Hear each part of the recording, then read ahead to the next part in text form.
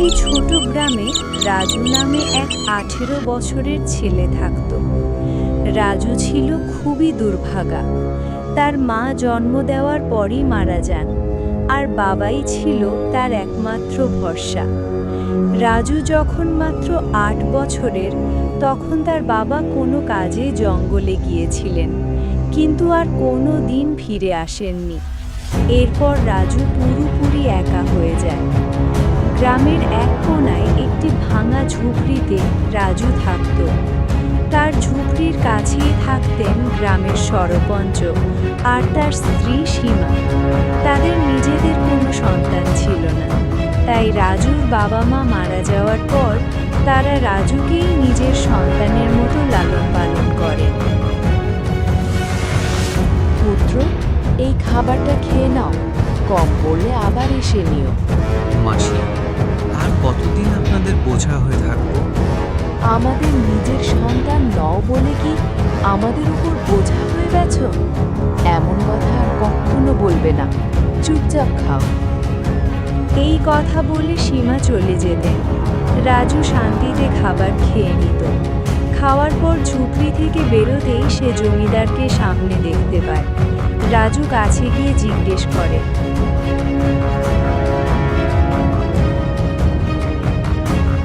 রাজু, তুমি খাওয়া খেয়েছো? হ্যাঁ জমিদার সাহেব, আমার খাওয়া হয়ে গেছে। এক্ষুনি মাসি খাবার দিয়ে গেছে আর আমি খেয়ে এসেছি। হ্যাঁ, ঠিক করেছো। এখন তুমি বড় হয়ে গেছো পুত্র, নিজের খেয়াল রাখা শেখো। হ্যাঁ জমিদার সাহেব, 8 বছর থেকে এখন পর্যন্ত আপনি আমার খেয়াল রেখে এসেছেন, কিন্তু এখন আমার লজ্জা হয়। আমায় কিছু কাজ করতে হবে। এখানে লজ্জার কি আছে পুত্র? আমি তো সবসময়ের জন্যই তোমায় নিজের ছেলে ভেবে এসেছি।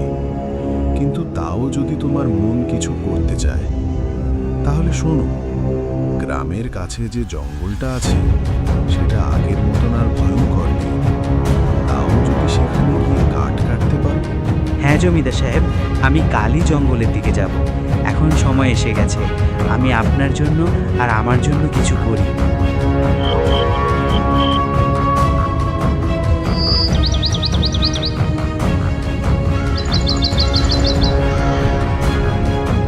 পরদিন রাজু কুঠার নিয়ে জঙ্গলের পথে রওনা হয়।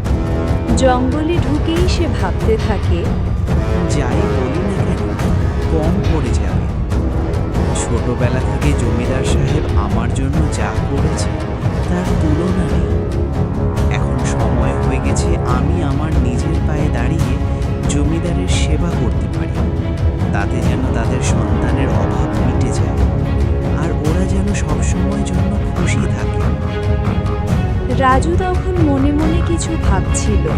হঠাৎ তার চোখ পড়ল একটি কোকিলের দিকে, যে তাকে খুব গভীরভাবে তাকিয়ে দেখছিল। রাজু অবাক হয়ে ভাবল, কোকিলটা আমাকে এত মন দিয়ে কেন দেখছে? এটার আকার অন্য কোকিলদের থেকে বড় আর দেখতে একটু ভয়ঙ্করও লাগছে। দেখে তো সাধারণ মনে হচ্ছে না। রাজু এই কথাটা মনে মনে বলতেই কোকিলটা উড়ে এসে তার একদম কাছে চলে এলো এবং মানুষের মতো কথা বলল, আমি তোমাকে ভালোভাবেই চিনি। তোমার নাম রাজু আর তুমি মোহনের ছেলে। এই কথা শুনে রাজু খুব ভয় পেয়ে গেল। সে বলল, এটা কিভাবে সম্ভব? তুমি তো একটা কোকিল, তাহলে মানুষের মতো কথা বলছো কিভাবে? নাকি এটা আমার চোখের ভুল? কোনো কোকিল কি মানুষের মতো কথা বলতে পারে? না, এটা তোমার চোখের ভুল নয়, আমি সত্যিই কথা বলা কোকিল। আসলে আমি এক সময় মানুষই ছিলাম, কিন্তু এক তান্ত্রিক আমাকে অভিশাপ দিয়েছিল, আর সেই অভিশাপের ফলে আমি কোকিলের রূপ ধারণ করেছি। আমি রহস্য সম্পর্কে সব কিছু জানি। তোমার বাবা অনেক আগেই জঙ্গলে গিয়েছিলেন, কিন্তু তারপর আর কখনো ফিরে আসেননি। তুমি জানো না, কিন্তু আমি সব জানি। আমি তোমার কথায় কিভাবে বিশ্বাস করব? তুমি কি কখনো ভেবে দেখেছো তুমি এত বছর ধরে বাবাকে ছাড়া বেঁচে আছো? গ্রামে কেউই তোমার বাবার কথা বলে না, কেউ তোমাকে সাহায্যও করে না, শুধু গ্রামের জমিদার ছাড়া। কিন্তু আমি তোমার বাবার ব্যাপারে সব কিছু বলতে পারি। তোমার বাবা এখনো বেঁচে আছেন, আমি এটাও জানি তিনি এখন কোথায় আছেন। তাহলে বলো, আমার বাবা কোথায়? আমি ওনার সঙ্গে দেখা করতে চাই। আমি তোমাকে সব বলবো, কিন্তু তার আগে তোমাকে একটা কাজ করতে হবে। তোমাকে আমাকে এই অভিশাপ থেকে মুক্ত করতে হবে। এই কথা শুনে রাজুর মনে ভয় ঢুকে পড়ল। সে ভাবতে লাগলো, আমার তো মনে হচ্ছে এটা কোনো রাক্ষস যে আমাকে নিজের ফাঁদে ফেলার চেষ্টা করছে। এর আগেই কোকিলটা যদি আমাকে কোনো ক্ষতি করে ফেলে, তার আগেই আমাকে এখান থেকে পালাতে হবে। এই চিন্তা করেই রাজু দ্রুত গ্রামের দিকে দৌড়ে গেল। কয়েক মুহূর্তের মধ্যেই সে নিজের বাড়িতে পৌঁছে গেল। বাড়িতে ঢুকে হাঁপাতে হাঁপাতে রাজু বলল, বাবা রে, এই জঙ্গলটা ভীষণ ভয়ঙ্কর। ওখানে এমন সব প্রাণী আছে যারা মানুষের মতো কথা বলে। আমার তো মনে হচ্ছে ওটা নিশ্চয়ই কোনো রাক্ষস ছিল। আমি আর কখনোই জঙ্গলে যাব না। এই কথা ভাবতেই ঠিক তখনই জমিদারের স্ত্রী রাজুর জন্য খাবার নিয়ে সেখানে এলেন। রাজুকে এতটা ভীত আর ঘাবড়ানো দেখে তিনি বললেন, আরে রাজু বাবা, তুমি এত ভয় পেয়ে গেছো কেন? দেখছি ঘামছো অনেক। সব ঠিক তো? তোমার শরীর খারাপ লাগছে নাকি? না মাসি, তেমন কিছু না, শুধু একটু মাথা ব্যথা করছিল। রাজু, যদি শরীর ভালো না থাকে তাহলে এক্ষুনি কাজকর্ম করো না। আগে খাবারটা খেয়ে নাও, তারপর একটু বিশ্রাম নাও। রাজু মাথা ব্যথার কথা বলে সত্যিটা লুকিয়ে ফেলল। মাসি আর বেশি প্রশ্ন করলেন না। তিনি খাবারটা রাজুর হাতে দিয়ে ধীরে ধীরে ঘর থেকে বেরিয়ে গেলেন। রাজু খাওয়া শেষ করে ঘুমিয়ে পড়ল।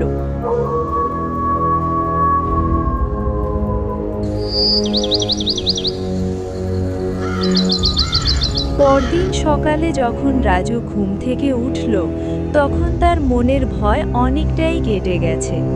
সে নিজেই নিজেকে বলল, আরে, কাল হয়তো আমি অযথাই বেশি ভয় পেয়ে গিয়েছিলাম। ওই কোকিলের কথা শুনে আমি ঘাবড়ে গিয়েছিলাম ঠিকই, কিন্তু ভালো করে ভাবলে মনে হয় ওর কথার মধ্যে কিছু সত্যতা ছিল। ওই কোকিল আমার বাবার ব্যাপারে নিশ্চয়ই কিছু জানে। এটাও তো সত্যি যে গ্রামে কেউই আমার বাবার কথা বলে না। যখনই জমিদারের কাছে বাবার কথা জানতে চেয়েছি, তিনি সবসময় কথাটা এড়িয়ে গেছেন। তোমার মা তোমাকে জন্ম দিয়েই চলে গিয়েছিলেন, আর তোমার বাবা অনেক বছর আগে জঙ্গলে গিয়েছিলেন, কিন্তু আর ফিরে আসেন। আমাকে আবার ওই জঙ্গলে যেতেই হবে। ওই কোকিলটাকে খুঁজে বের করে আমার বাবার সম্পর্কে সব সত্য জানতে হবে। এই কথা বলে রাজু জঙ্গলের দিকে রওনা দিল। কিছুক্ষণের মধ্যেই সে ঠিক সেই জায়গায় পৌঁছে গেল যেখানে আগের দিন কোকিলটার সঙ্গে তার দেখা হয়েছিল। রাজু পৌঁছতেই দেখল কোকিলটা আগেই সেখানে উপস্থিত ছিল। রাজুকে দেখা মাত্রই সে উড়ে এসে সোজা তার সামনে এসে বসল। আমি জানতাম তুমি নিশ্চয়ই আবার আসবে, কারণ তুমি তোমার বাবা মোহনের মতোই সাহসী। আমি শুধু এই কারণেই এসেছি, কারণ আমি আমার বাবার সঙ্গে দেখা করতে চাই। তুমি বলেছিলে তুমি আমার বাবার ব্যাপারে জানো। তাহলে বলো, আমার বাবা এখন কোথায়? আমি ওনার সঙ্গে দেখা করতে চাই।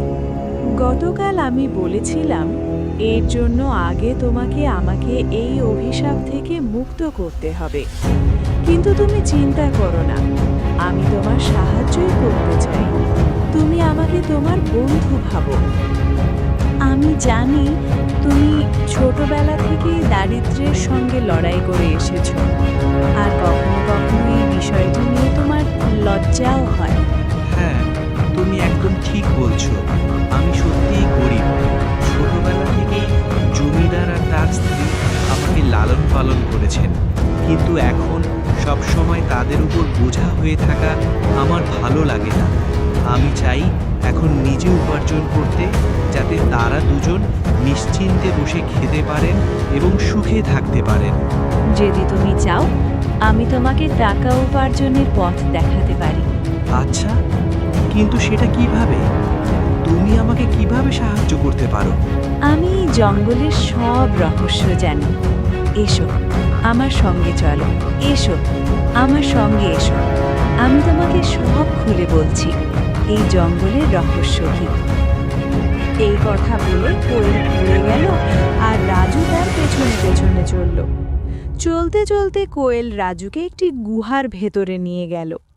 সেই গুহার ব্যাপারে কারো কিছু জানা ছিল না, কারণ এই জঙ্গলটিকে আগে খুবই বিপজ্জনক বলে মনে করা হতো। এই কারণেই মানুষ এই জঙ্গলে আসতে পছন্দ করত না। গুহার ভেতরে ঢুকতেই রাজুর চোখ পড়ল একটি পুরনো বাক্সের ওপর। সে অবাক হয়ে বলল, আরে, এই বাক্সে কি আছে? আমি এখনই এটা খুলে দেখি। আরে বাপরে, এই বাক্সে তো এত সব হীরা জহরত। এইসব জিনিস কার? আর এগুলোই নির্জন জায়গায় এই গুহায় পড়ে আছে এইভাবে কেন? নাকি কেউ এখানে রেখে গেছে? তুমি আগে ধনী হও, তারপর আমি তোমাকে বলবো কিভাবে আমি এই অভিশাপ থেকে মুক্তি পেতে পারি। আর যখন তুমি আমাকে এই অভিশাপ থেকে মুক্ত করবে, তখন আমি তোমাকে তোমার বাবার সঙ্গে দেখা করিয়ে দেব। আমি জানি তিনি কোথায় আছেন। সেই দিনের জন্যে আমি বহু দিন ধরে অধীর আগ্রহে অপেক্ষা করছি। কিন্তু একটা কথা মনে রেখো, আমার সম্পর্কে যেন কাউকে কানে কানে কিছু বলা না হয়। যদি কেউ জেনে যায়, তাহলে তোমার পক্ষে তোমার বাবার সঙ্গে দেখা করা খুব কঠিন হয়ে যাবে। এই কথা শুনে রাজু আর এক মুহূর্ত দেরি করল না। সে বাক্সটা তুলে নিয়ে ধীরে ধীরে নিজের বাড়ির দিকে রওনা দিল।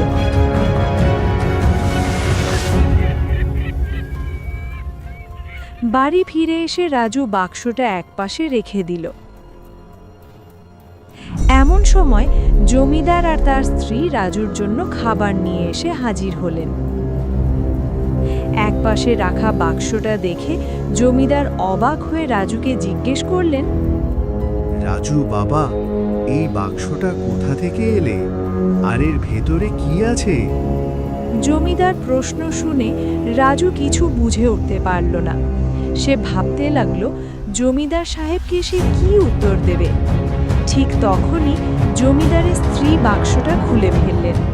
ভেতরে ঝলমলে দামি হীরা আর গয়না দেখে তিনি বিস্ময়ে বলে উঠলেন, রাজু বাবা, তোমার কাছে এত হীরা আর গয়না কোথা থেকে এলো?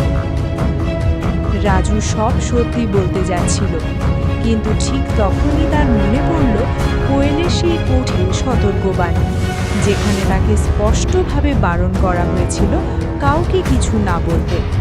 তাই সে সত্য লুকিয়ে অন্য কথা বলল। মাসি, আমি জঙ্গলে কাঠ কাটতে গিয়েছিলাম। কাঠ কাটতে কাটতে অনেক দূর চলে গিয়েছিলাম, আর তখনই সেখানে একটি গুহা দেখতে পেলাম। যখন আমি সেই গুহার ভেতরে ঢুকলাম, তখন সেখানে একটি বাক্স দেখতে পেলাম। আমি সেটি সেখান থেকেই তুলে নিয়ে বাড়ি নিয়ে এলাম। রাজু, তুমি এটা ঠিক করোনি। হতে পারে এগুলো সবই জওহরাত, বাদশাহর রত্ন। সম্ভবত তিনি এগুলো সেখানে নিরাপদে রেখেছিলেন। যদি এই কথা কোনোভাবে বাদশাহ পর্যন্ত পৌঁছে যায়, তাহলে তিনি আমাদের কঠোর শাস্তি দেবেন। সরপঞ্চের মনে গভীর ভয় বাসা বাঁধল। তিনি আবারও বললেন, যদি বাদশাহ জানতে পারেন যে কেউ তার সোনা চুরি করেছে, তাহলে তিনি কাউকে ছাড় দেবেন না। তার আগেই যদি কোনোভাবে এই খবর তার কানে যায়, আমাদের তৎক্ষণাৎ এই সোনা বাদশাহর কাছে পৌঁছে দিতে হবে। সরপঞ্চের কথা শুনে রাজুর মনে ঝড় উঠল। সে মনে মনে ভাবল, এখন জমিদারকে কিভাবে বলবো যে এগুলো বাদশার জহরাত নয়?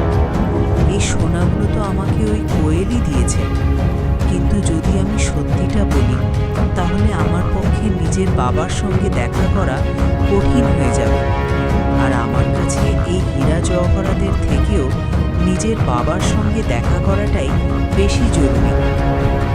রাজুর কাছে তখন স্পষ্ট হয়ে গেল এই ধন সম্পদের চেয়েও তার বাবাকে খুঁজে পাওয়াই তার জীবনের সবচেয়ে বড় লক্ষ্য। অবশেষে সে জমিদারের কথাই মানল। ঠিক আছে জমিদার সাহেব, আপনি যেমন বলছেন তেমনই হবে। আমরা এখনই এই বাক্সটা বাদশার কাছে দিয়ে আসি। এই কথা বলে রাজু বাক্সটা নিজের মাথায় তুলে নিল। তারপর সে আর জমিদার একসঙ্গে বাদশার উদ্দেশ্যে রওনা দিল। কিছুক্ষণের মধ্যেই তারা বাদশার দরবারে পৌঁছে গেল। বাদশার সামনে বাক্সটা রেখে জমিদার মাথা নত করে বললেন, আচ্ছা সালামত, এই ছেলেটি আমার প্রতিবেশী। এটি জঙ্গলে কাঠ কাটতে গিয়েছিল। সেখানকার একটি গুহায় সেই হীরা জহরাতের বাক্সটি পেয়েছে। আমাদের সন্দেহ হলো হয়তো এটি আপনারই সম্পত্তি, তাই কোনো ভুল না করে আমরা এটি আপনাকে ফিরিয়ে দিতে এসেছি। এই সব কথা শুনে বাদশাহের মনে লোভ জেগে উঠল, কারণ সে খুব ভালো করেই জানত এই বাক্সটি আসলে তার নয়। তবুও এত মূল্যবান হীরা ও জহরত চোখের সামনে দেখে তার মনে এক লোভনীয় ভাবনা জন্ম নিল। এই কথা মনে মনে ভেবে এই হীরা জহরতগুলো আমার নয়, এটা আমি জানি, কিন্তু যখন ভাগ্যবশত এগুলো আমার হাতেই এসে গেছে, তখন আমি কেন এগুলো ছেড়ে দেব? বরং ভালো হবে এর বদলে এদের সামান্য পুরস্কার দিয়ে দিই, যাতে ওরা খুশি হয়ে যায় আর এই বিশাল ধন ভাণ্ডারও আমার কাছেই নিরাপদে থাকে। বাদশাহ মুখে বলল, হ্যাঁ, এই বাক্সটি আমারই। আমি এটিকে ওখানেই নিরাপদে রেখে দিয়েছিলাম, কিন্তু তোমরা দুজন সৎভাবে এই বাক্সটি আমার দরবারে এনে খুব ভালো কাজ করেছ। তোমাদের এই সততায় আমি অত্যন্ত খুশি, তাই তোমাদের উপযুক্ত পুরস্কার দেওয়া হবে। এই কথা বলেই বাদশাহ তার সৈন্যদের আদেশ দিল, সৈন্যরা, এই বাক্সটি এদের কাছ থেকে নিয়ে খাজানায় রেখে দাও। আর হ্যাঁ, এরা সততার প্রমাণ দিয়েছে, তাই আমার খাজানা থেকে এদের পুরস্কার হিসেবে কিছু অর্থ দিয়ে দাও, যাতে এরা খুশি হয় এবং অন্যদের জন্যেও একটি উদাহরণ হয়ে থাকে। বাদশার আদেশ অনুযায়ী সৈন্যরা রাজু ও সরপঞ্চের কাছ থেকে সেই বাক্সটি নিয়ে নিল। তার বদলে পুরস্কার হিসাবে তাদের কিছু অর্থ দেওয়া হলো। টাকাগুলো হাতে পেয়ে জমিদার খুব খুশি হলেন, কিন্তু রাজুর মনটা অস্থির হয়ে উঠল। সে ভালোভাবেই জানত বাদশাহ মিথ্যা বলছেন, তবুও সে কিছু বলতে পারল না, কারণ কোয়েল তাকে নিজের সত্য কথা প্রকাশ করতে কঠোরভাবে বারণ করেছিল। রাজু ভয় পাচ্ছিল, যদি সে সত্য কথা বলে দেয় তাহলে তার নিজের পিতার সঙ্গে দেখা করা কঠিন হয়ে যাবে। আর রাজুর কাছে ধন সম্পদের চেয়েও নিজের বাবার সঙ্গে দেখা করাটাই ছিল সবচেয়ে জরুরি। এই কারণেই সে চুপ করে রইল।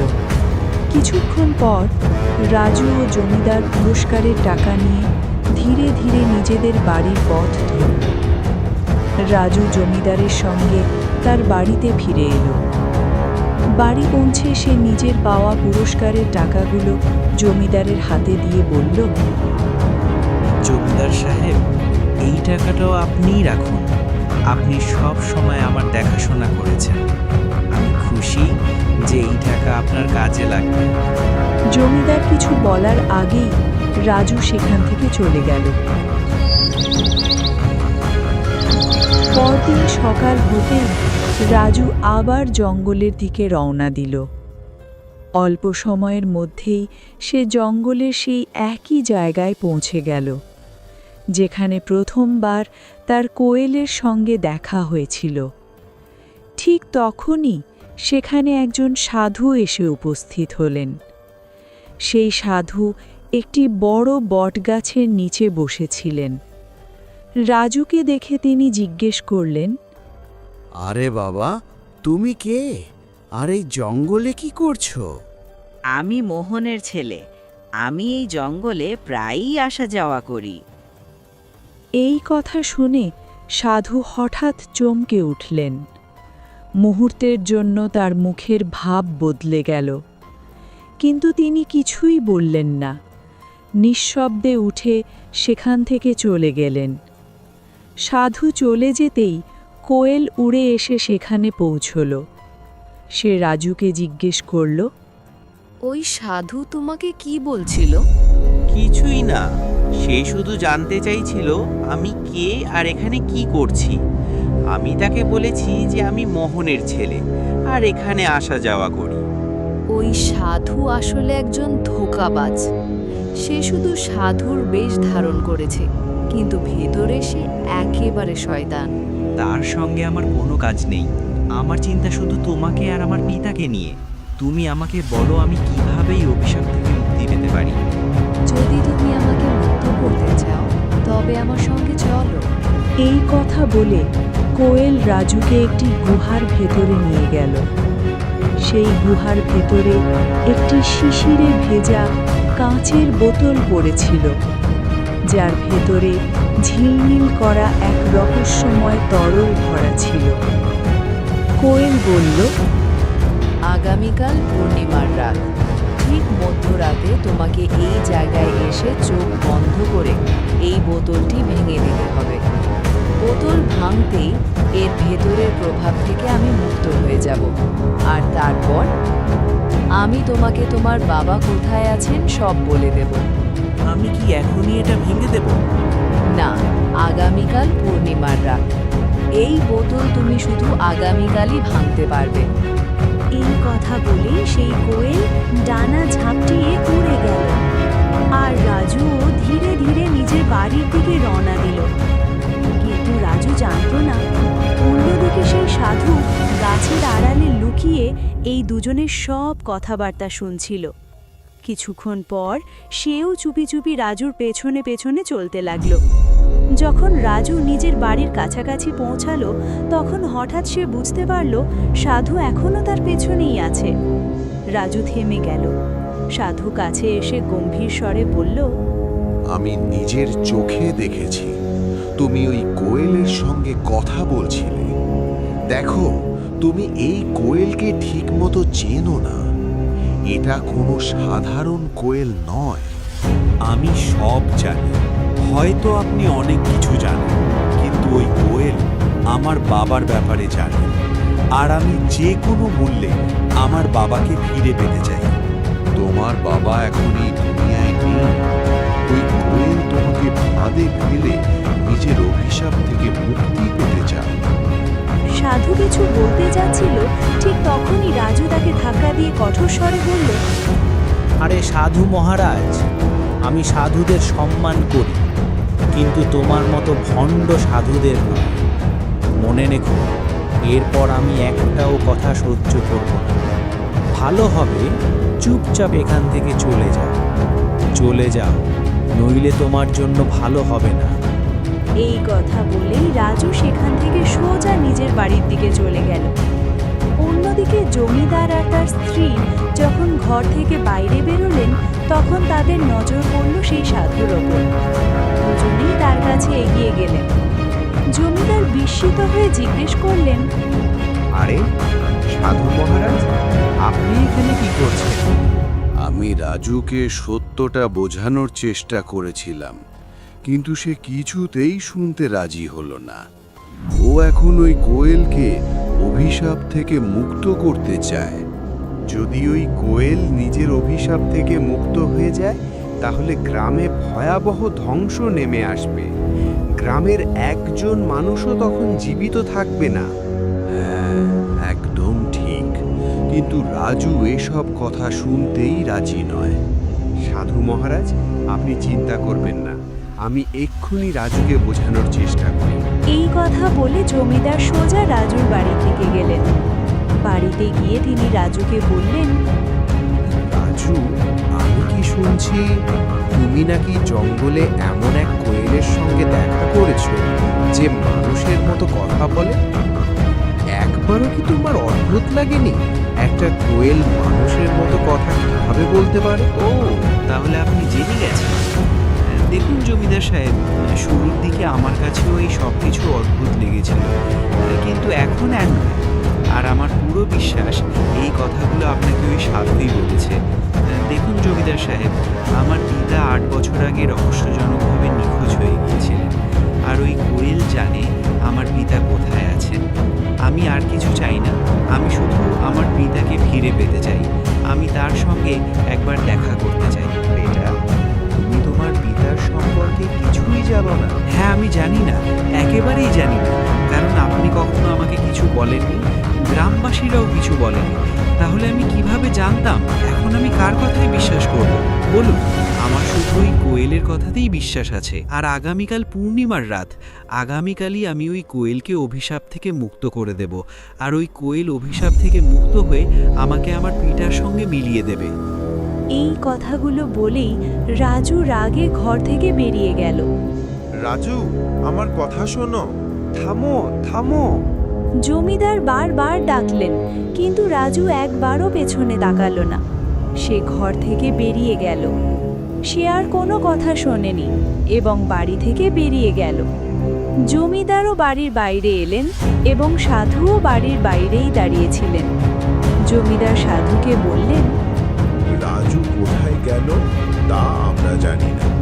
এখন আমাদের কাল পর্যন্ত অপেক্ষা করতে হবে এবং জঙ্গলে গিয়ে রাজুকে বোতল ভাঙা থেকে আটকাতে হবে। পরের রাতে সাধু জমিদারকে সঙ্গে নিয়ে জঙ্গলে সেই গুহার কাছে গেলেন এবং বললেন, এই সেই গুহা যেখানে সেই বোতলটি পড়ে আছে, যার ভেতরে ডাইনি কোয়েলের শক্তি বন্দী রয়েছে।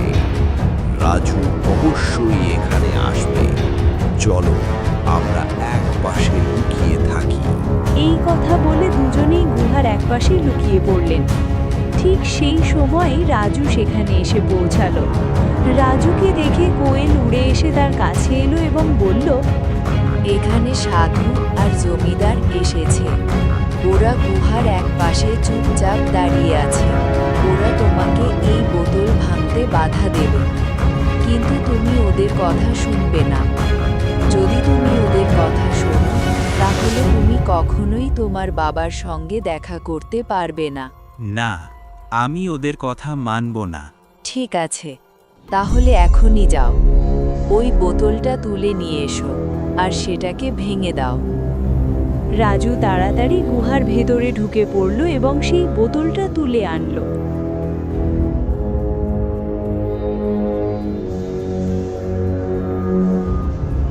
যেই না সে বোতলটা ভাঙতে গেল, ঠিক তখনই সাধু আর জমিদার সেখানে এসে হাজির হলেন। রাজু, থামো। এই বোতলটা ভেঙো না। তুমি খুব বড় ভুল করতে যাচ্ছ। না, আমি কোনো অবস্থাতেই আমার বাবার সঙ্গে দেখা করতে চাই। রাজু, মন দিয়ে শোনো। এই কোয়েল কোনো সাধারণ পাখি নয়। এটা আসলে এক ডাইনি। আজ থেকে 10 বছর আগে, যখন তুমি ছোট ছিলে, এই ডাইনি পুরো জঙ্গলের উপর দখল কায়েম করেছিল। যে ভুল করে এই জঙ্গলে ঢুকত, সে আর কখনো ফিরে আসতো না। তখন তোমার বাবা আর আমি মিলে ঠিক করেছিলাম একে থামাতেই হবে। আমরা সাধু মহারাজের কাছে উপায় জানতে চেয়েছিলাম। তিনি বলেছিলেন এই অভিশাপ শেষ করতে হলে তোমাদের দুজনকেই, এই অভিশাপ কাটাতে হলে জঙ্গলের পাশের কুয়োতে একজনকে নিজের প্রাণ দিতে হতো। তোমার বাবা সাহসের সঙ্গে এগিয়ে এসেছিলেন এবং নিজেই সেই বলিদান দেওয়ার সিদ্ধান্ত নিয়েছিলেন। তিনি কুয়োতে ঝাঁপ দিয়েছিলেন, আর সাধু মহারাজ সেই ডাইনির সব শক্তি একটি বোতলের ভিতর বন্দী করে দেন এবং তাকে কোয়েলে রূপান্তরিত করেন। এইভাবে জঙ্গলটি নিরাপদ হয়ে যায়। কিন্তু এই কথা আমরা কাউকেই বলিনি। গ্রামের লোকেরা কিছুই জানত না। এই সত্যটা শুধু আমার আর সাধু মহারাজেরই জানা ছিল। এই কারণেই আমরা তোমাকেও কখনো বলিনি। কিন্তু যদি তুমি এই বোতলটা ভেঙে দাও, তাহলে সে আবার তার আসল রূপে ফিরে আসবে। এটা তার একটা চাল মাত্র। মিথ্যে কথা বলছে। সত্যিটা সেটাই যা আমি বলছি। আমি যদি কোনো চাল দিতাম, তাহলে আমি তোমার সাহায্য করতাম কেন? গ্রামের লোকেরা কি কখনো তোমার সাহায্য করেছে? না। ধন সম্পদ, হীরা মুক্তা সব আমি তোমাকে দিয়েছি। এখন আমি তোমাকে তোমার বাবার সঙ্গেও মিলিয়ে দিতে চাই। সে বিভ্রান্ত হয়ে পড়ল এবং সেই বোতলটা মাটিতে ছুঁড়ে ফেলে ভেঙে দিল। হঠাৎ করে সেই কোয়েলটি এক ডাইনির রূপ ধারণ করল। ডাইনি বলল, রাজু, তুমি আমার কাজটা অনেক সহজ করে দিলে। এখন আমি মুক্ত, আর এখন তোমাদের সবার সর্বনাশ শুরু হলো।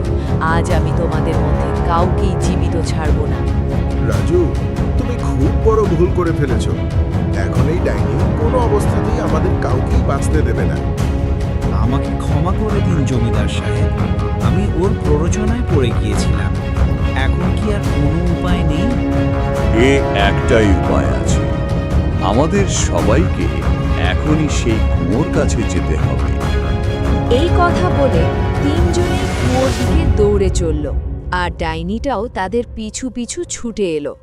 কুয়োর কাছে পৌঁছে সাধু বললেন, যদি তোমরা এই ডাইনির হাত থেকে মুক্তি পেতে চাও, তাহলে তোমাদের দুজনের মধ্যে একজনকে এই কুয়োতেই ঝাঁপ দিয়ে নিজের প্রাণ উৎসর্গ করতে হবে।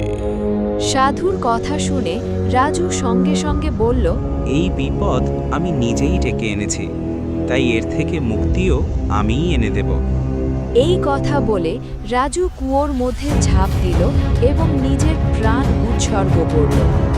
সাধু সঙ্গে সঙ্গে ডাইনিটাকে আবার একটি কোয়েলের রূপে পরিবর্তন করে দিলেন। কিন্তু এবার তার মানুষের মতো কথা বলার শক্তিও আর রইল না। জমিদার রাজুর চলে যাওয়ায় খুব কষ্ট হয়েছিল, কিন্তু তিনি আর কী বা করতে পারতেন। তাই তিনি বাড়ি ফিরে এলেন এবং ধীরে ধীরে আবার স্বাভাবিক সুখের জীবন কাটাতে লাগলেন। কেমন লেগেছে বন্ধুরা? কমেন্টে অবশ্যই জানাবেন, আর চ্যানেলটিকে সাবস্ক্রাইব করে যাবেন, আর একটা লাইক করবেন। অনেক কষ্টে বানানো এই গল্প। করছি, আপনারা বসে পড়ুন অথবা অতিথিদের সামন থেকে সরে দাঁড়ান। অতিথিদের সামনে দাঁড়াবেন না, দয়া করে বসে যান। সুশৃঙ্খলতা সবার দরকার। এটা অনুষ্ঠানটা আপনাদেরই। আপনারা যদি সুশৃঙ্খলভাবে না থাকেন, তাহলে আমাদের তো বলার কিছু নেই।